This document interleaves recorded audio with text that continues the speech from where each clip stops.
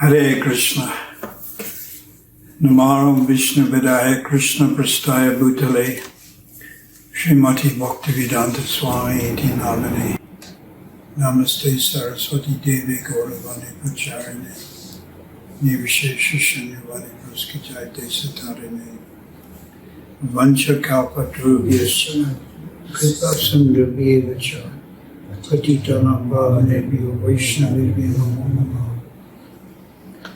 Chaitanya Charanam Bhoja Mukundalyo Paje Yesham Charanam Machanam Paramapayamo Bhavat. So I recently have been reading this Siksha by Raghunath Das Goswami, and I was blessed to get this copy. It's actually compiled by Urmila Prabhu, my god sister, very senior lady Vaishnava, spiritual daughter of Srila Prabhupada, who has actually visited South Africa. Her Grace Urmila Prabhu. So she's commented on this, but she's also collected commentaries by other senior Vaishnavas like His Holiness Shivram Maharaj, very wonderful, His Holiness Sachinanda Maharaj, His Holiness Bhakti Vigyan Maharaj, who's also come to South Africa, very intellectual, and I think some by Jayadvaita Maharaj, His Holiness Jayadvaita Maharaj. And then there's a commentary by Srila Bhaktivinoda Thakur. So on the next series of talks, I want to go over each verse, but each verse will require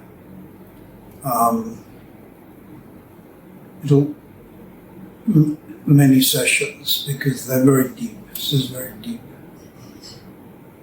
So the basic point is Mana Siksha, Siksha, instruction to the mind, Mana.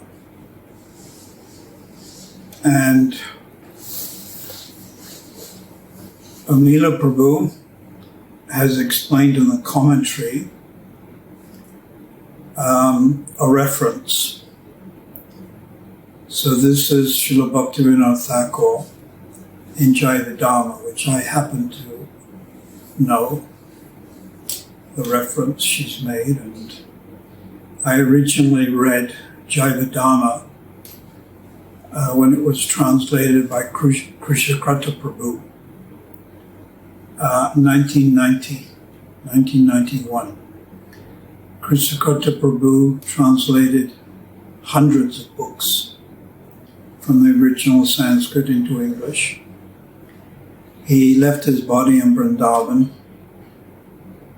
and some or other, one of my disciples, Ratim Krishna Prabhu, gave me his walking stick. So I have his walking stick on my wall. I sort of collect walking sticks. I have numerous other ones, but this is my prized possession. I think it has something to do with the fact that I went to Heathrow Airport, I think in 1993. Yes, 1973. And in Heathrow Airport, I was sitting at Srila Prabhupada's feet. And I was holding his walking stick. I can't remember whether it was a bamboo one or a black one with silver on the top. I don't think it was a bamboo one. There's a famous picture of him with a bamboo walking stick, but 1973. So I'm holding the walking stick, and I thought, I'm holding it vertically upwards. And I thought, because it's paraphernalia from Prabhupada, it shouldn't touch the ground. Which is a little stupid, because a walking stick is meant to touch the ground. So I had it lifted above the ground, and I was holding it. And I was probably the closest to Prabhupada. And he was speaking a little to us. I think he was leaving. So it must have been after the installation of Radha Gokulananda. at Bhaktivedanta Manor. So, Mana Siksha. So let me read the first verse, and then we'll just say something about it. Korave Gosthalaishu Sujana Bodhisara Gana Swamantra Srinam Brajanava Yuva Dvandva Sharane Sada Dambha Hidva Kuru Ratim Aporvamrita Aporvam Amrititi Aporvam Atitaram Ai Swanta Parastas Chatubhya Abhiyase Drita Pade. O dear brother, O mind, having given up all pride, please develop unprecedented and excessive attachment to, now's a whole list, Sri Guru, to Vrindavan, the abode of cows, to the devotee residents of Vrindavan, to all the devotees on this planet, to the confidential mantra, Swamantra, given by Sri Guru, to the holy name of Radha and Krishna, Sri Nam, and to the process of surrendering to the fresh, youthful couple of Braj, holding your feet, I beseech you with sweet words. Chatubiha, Chatubihi, sweet words. O dear brother, O mind, having given up all pride, Sada Dambam Hidva, please develop unprecedented and exclusive attachment. So, following the translation, Raghunath Das Goswami first addresses the mind as dear brother, O friend, not as enemy. The mind is one's friend, but can also become one's enemy. If the mind is inclined towards Krishna and spiritual topics, Harikatha, your friend. If it is inclined towards material nature, it progressively becomes your enemy as you become more influenced by the mode of passion, the mode of ignorance. So he's appealing, O dear brother, O mind, having given up all pride. And this is what I wanted to concentrate just on this particular talk. Sada Dambham Hidva. Sada Kirtanya Sada Hari. Sada, always, continually. Nirantara, without cessation, continuously.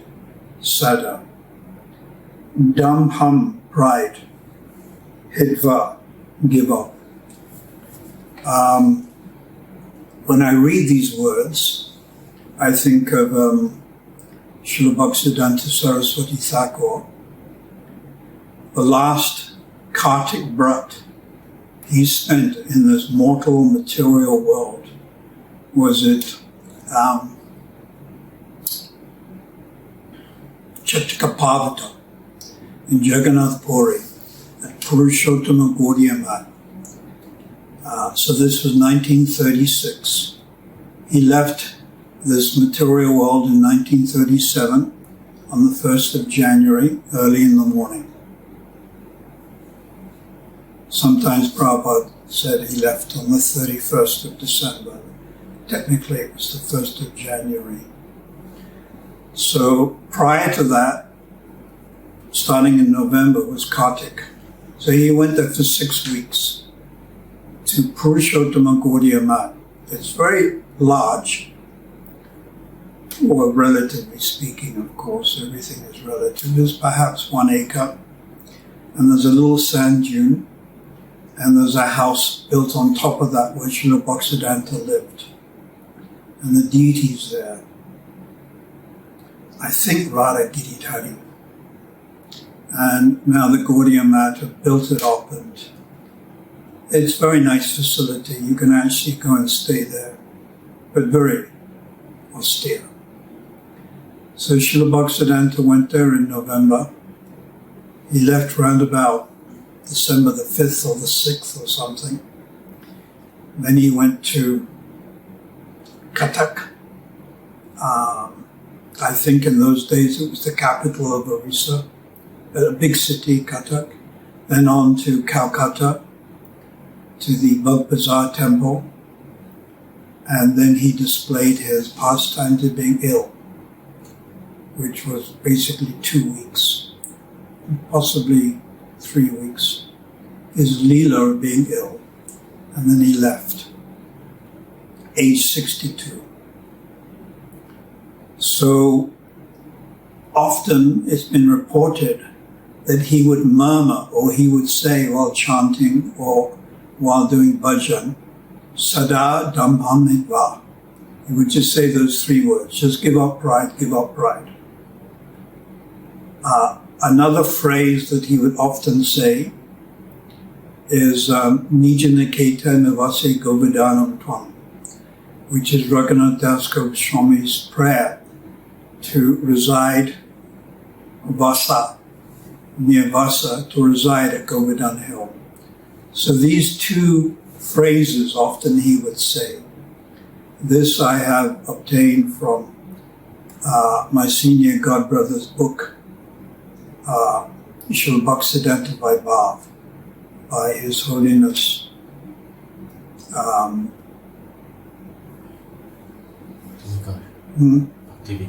Bhakti Vikash Maharaj, yes, my senior. Very wonderful book. I advise all Vaishnavas to read this. After Prabhupada Lilamrita, this would be the most ideal book to read, to understand Srila Bhaktisiddhanta's mood, phrases, narrative, and how he preached. So it's mentioned in this book that often Srila Bhaktisiddhanta would state, Sada Dambam Hidva, give up all pride, give up all pride. And then often he would state, Nija Niketa Navase Govardhanam Tvam.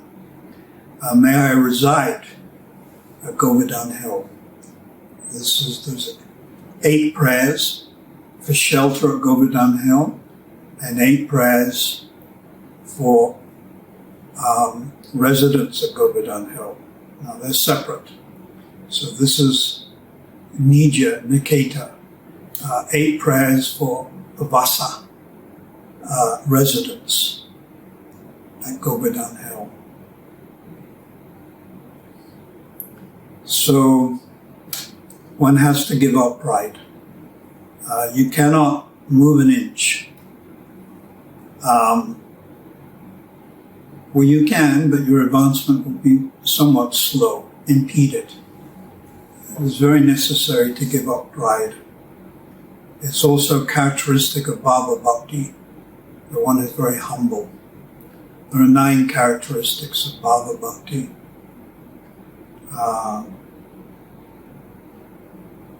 Virakta Manasunyate Asabandha Utkanta Namagada Sadaruchi. So giving up pride is not easy. The only real way we can give up pride, which means false ego, is to understand our real ego. So there is the false ego.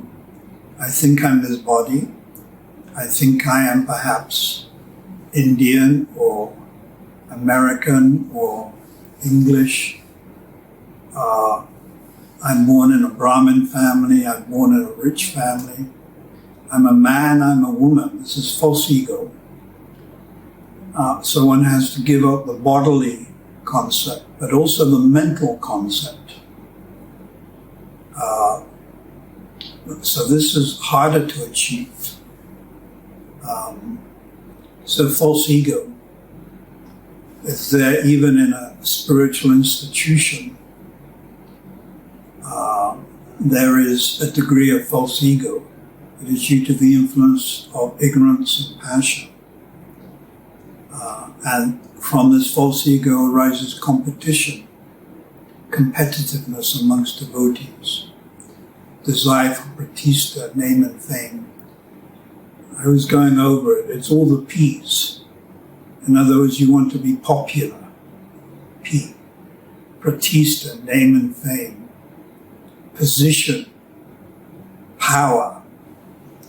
So even within a spiritual institution, these things, often they will surface because we're not liberated. Now, when one becomes more spiritually advanced, and this would be deep ruchi ashakti, you can begin to identify with your real ego. And what is that? That I am a resident of Vaikuntha. I am a Vaikuntha Vasi. I have a four-handed form. I follow in the footsteps of Prahlad. I follow in the footsteps of Dhruva. Or I follow in the footsteps of Nishingananda Brahmachari, who previously was Pradyumna Mishra, whose relationship is with Lord Nishingadev, again Vaikuntha. This is one's real ego. Or one's real ego, I'm a follower of Hanuman in Ayodhya, Sugriva. Or I'm a follower of a resident of Dwarka. The chief resident of Dwarka, of course, is Uddhava. But there's many others like Satyaki. And also the 5 Pandavas would be included in that. Arjuna. So one's ego is, I'm an assistant or follower of Arjuna or Uddhava. Or one's real ego is, I'm a resident of Vrindavan. One thinks like this, I'm a resident of Vrindavan. To begin with, you may have a mentally conceived conception. So one may conceive or hanker to be in Dasyaras, like Madhukanta, or Madhubrata, or Patri, or the chief in Dasyaras is Rattaka, Patraka, Rattaka. He's the chief devotee in Dasyaras, but Vrindavan. And he has a body that is greenish in color. So this is one's real ego, cowhead boy, a follower of Sudama, Sridharma, Madhumangal. There's 4 divisions of Sakyaras. A follower of Mother Yasoda, like Mukara, or Gunamasi, or a follower of one of the gopis, Yuktishwaris. In our line, of course, we're emphasizing Radharani because we're Rupanugas.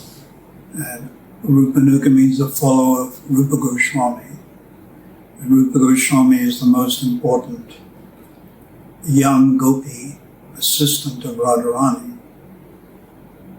But others may follow Shamalasaki, others may follow Bhadra, and others may follow Chandravati. These are 4 main Yuktishwaris. So this may be somewhat advanced, but we have to say the truth. This is our real ego. Coming down to a lower level, one can think or conceive, I am the servant of Krishna. And it may not be very specific.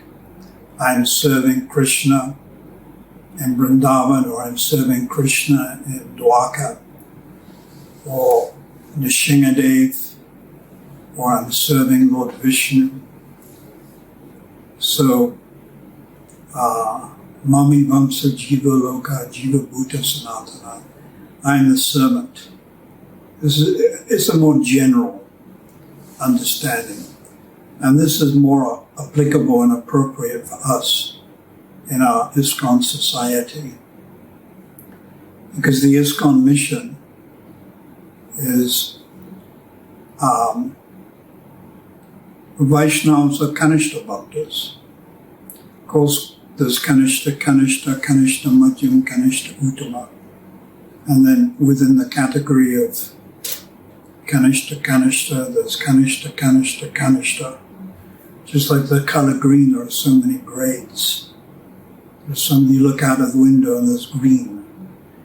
Palm trees, the grass. Now it's winter, so now it's becoming a more brown. So many shades of green. So many shades of gray. Between black and white, there's so many shades. So there's so many levels of advancement. But it's categorized as Kanishta, Madhyam, and Uttama, but within the Kanishta category, there are so many divisions. So our basic conception should be, I'm the servant of Krishna. We may not know exactly how I'm serving Krishna, what is my loving relationship with him, which Rupa Goswami has called one's Sthai Bhav. Sthai Bhav meaning one's permanent relationship. It hasn't awoken yet. But that's all right. It will awaken. You have to start somewhere. Every journey starts with some step. So you want your PhD, you have to start off in primary school, learn how to read and write, and then go to secondary school, and then go to university.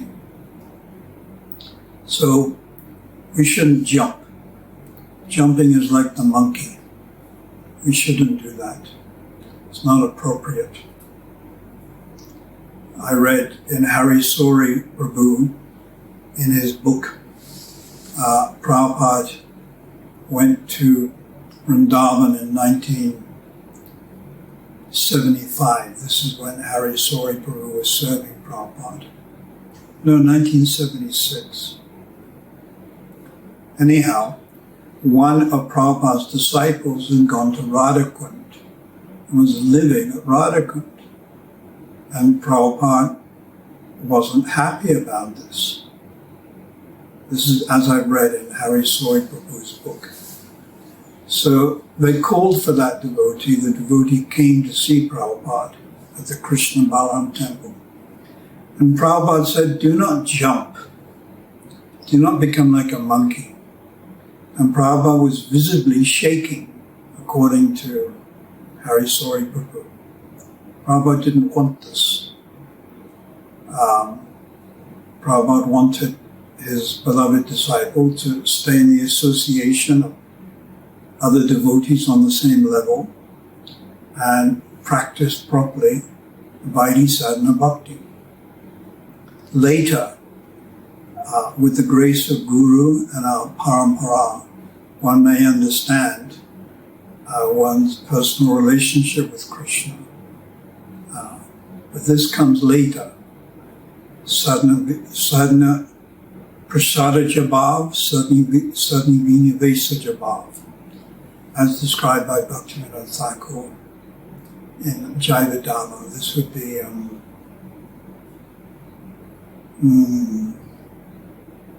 chapter 22. So Prabhupada has given us the process, we follow it. Gradually the mind can become cooled. But it will always kick like a bucking mule. This is the nature of the mind, to kick. It may lure us into a feeling of comfort zone. It may trick us in many different ways. False ego. But when we begin to understand our real position, which is our real ego, that I am Dasyaras, that I am Sakyaras, that I am Vatsalyaras, that I am Madhuyaras, then real ego kicks in. Parakasta Palyadasi. Parakasta means the highest summit of aspiration, what I really want. Palyadasi, to become the servant of Radha and Krishna, but more specifically Radharani. So the point is, we shouldn't rush these things. It requires patience. Therefore, Rupa Goswami in Nectar of Instruction has said, Utsan Nishtaya Dayat. Enthusiasm, confidence, but patience. Be patient. Don't try to rush and become like a monkey jumping. We're fortunate, we're connected to Prabhupada. We're connected to Prabhupada's mission. Today is the celebration of the Incorporation of the International Society for Krishna Consciousness. This mission is Prabhupada's personal contribution to the Sampradaya. Srila Bhaktisiddhanta's contribution was to preach in India. He sent disciples in 1933, three of them, Prabhupada's godbrothers, Bon Maharaj, Samvidananda, and Bhakti Tirtha Maharaj, who was actually a disciple of Bhaktivinoda Thakur and Srila Bhaktisiddhanta's first sannyas disciple, extremely saintly person. So they tried to preach. Srila Bhaktisiddhanta's main contribution was India, but he desired the West. He sent some disciples to Burma, and then these three to England. They returned, and then again he sent Bhakti Sauranga Maharaj. That was interesting. When Srila Bhaktisiddhanta was at Chaitanya during this 1 month I mentioned, just prior to his disappearance, he sent Bhakti Sauranga Maharaj, put him in charge of preaching in the Western world. So Prabhupada's contribution, of course, was to preach all over the world. And he's doing it through his disciples. So we have to honor this and always remain favorable to Srila Prabhupada's preaching mission. Institution, in order to preach, one has to have an institution. If the institution is organized, then the preaching will be more effective. The institution also means politics, rajniti, diplomacy. So we get this within our ISKCON mission. So we have to learn how to tolerate this and continue and not give up, not retire, as it were, but continue serving within the ISKCON mission. And if there is some serious problem, always remain favorable to the ISKCON mission. I'll give some examples. You're hungry and you're eating, taking prasad, and accidentally you bite your tongue. Now, you don't curse your tongue, curse your teeth. The teeth is bitten. There's some blood. You can taste the blood. You don't pull your teeth out one by one. You're just more careful in the future when you eat. So within an institution, sometimes there's criticism, and it will come to you for something you did or something you didn't do. Damned if you do, damned if you don't. There's a misunderstanding. Why? Because it's the age of Kali. And Prabhupada said one of the definitions of the age of Kali is the age of misunderstanding. Like this COVID There's so much misunderstanding. The World Health Organization last year said, you do not have to wear a mask. Then they changed. It's changing. There's misunderstanding. We don't really know what's going on. Whether they went to the moon, whether they didn't. Of course, we just followed Srila Prabhupada in the Vedic scriptures on these points. So that's one example, the teeth. Another example is that honey is very sweet, and it's called madhu. Sometimes, on taking the honey, you get stung by a bee. But being stung by a bee doesn't mean you stop taking the honey. You're just more careful in the future. You take necessary precaution.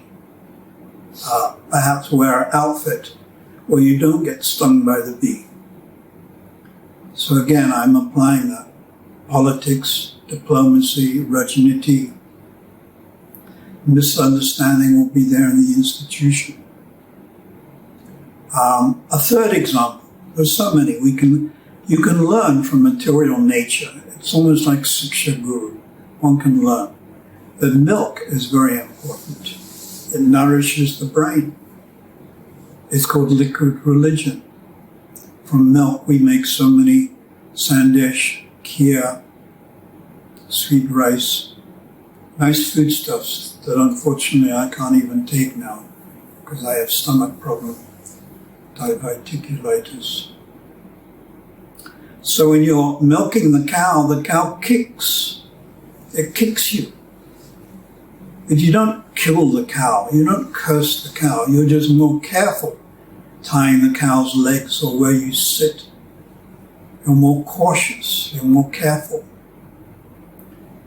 So we should expect difficulties, misunderstandings, but still we should remain within the association of devotees, within the ISKCON movement, because this is how we came to Krishna consciousness. It's through Prabhupada's books, through devotees in ISKCON. So we have an allegiance. Immediately we have a debt to Prabhupada. And you cannot separate Prabhupada from the ISKCON movement in one sense. Of course, in another sense you can. And Prabhupada is in the spiritual world. He's serving in a particular capacity, the divine couple. There are various groups. Although he did say we have an ISKCON in the spiritual world.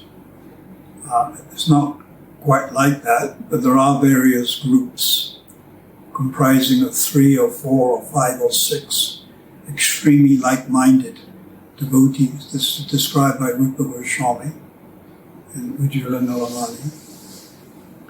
But we should remain favorable to the ISKCON mission and try to do something. So this day is very important.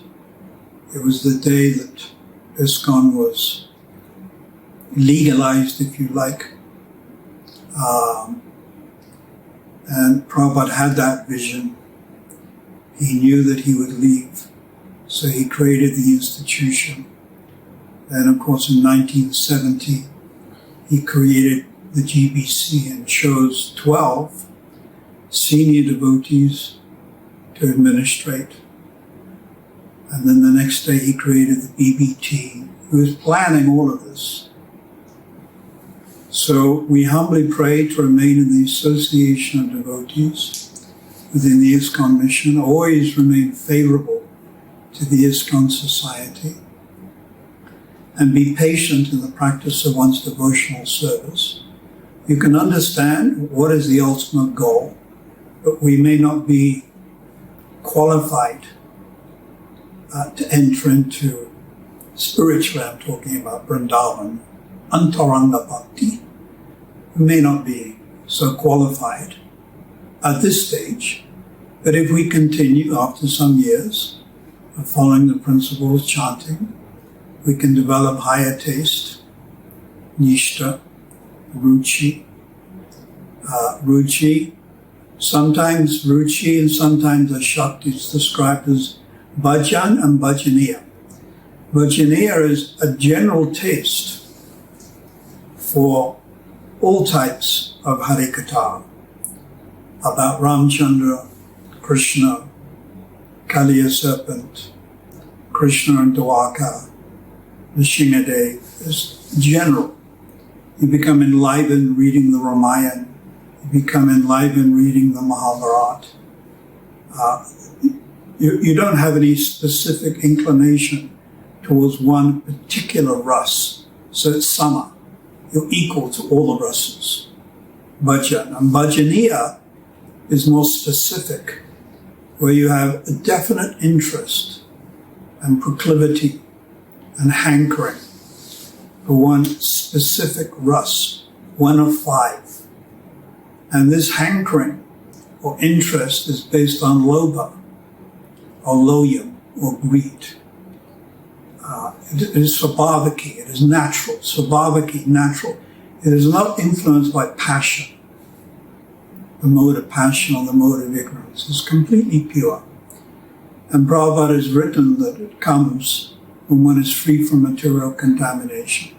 Clearly he has written in the Chaitanya Charitamrita that when one is free from material contamination, spiritual rasa awakens.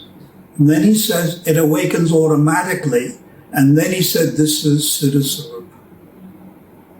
So of course this is our ultimate goal, and we can achieve it within the ISKCON mission, taking shelter of Prabhupada and his very dear disciples and grand disciples, and carefully reading his books, and then with the permission of Diksha Guru and Siksha Guru, we may read Mana Siksha and Stavadi, Stavavali, and Stavali, the different Chaitanya Bhagavat, and Briya Bhagavatamrita, which has been given to us by Gopi Pranadhana Prabhu, and Bhaktivinoda Thakur's most famous book, Jaiva Dhamma, etc.